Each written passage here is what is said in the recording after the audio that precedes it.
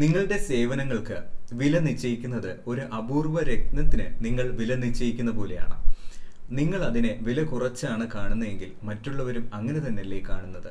Customers നഷ്ടപ്പെടുമോ എന്ന ഭയത്താല് കഴിവുള്ള പലരും കുറഞ്ഞ വിലകളാണ് ഈടാക്കുന്നത്. എന്നാൽ വളരെ കുറച്ച് മാത്രമേ ഈടാക്കുന്നുള്ളൂ എന്നത് നിങ്ങളുടെ ബഹുമാനവും വളർച്ചയും നഷ്ടപ്പെടുത്തുന്നു എന്നുണ്ടെങ്കിലോ ഒന്ന് ചിന്തിച്ചിട്ടുണ്ടോ അതിനെക്കുറിച്ച്?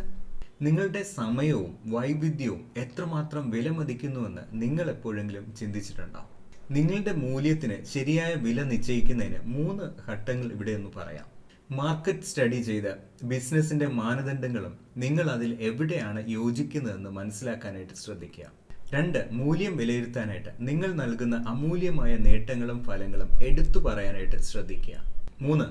ആത്മവിശ്വാസം വർദ്ധിപ്പിക്കൽ. നിങ്ങളുടെ മൂല്യത്തിൽ വിശ്വസിക്കുകയും അത് ഫലപ്രദമായിട്ട് ആശയവിനിമയം നടത്താനായിട്ട് ശ്രമിക്കുക.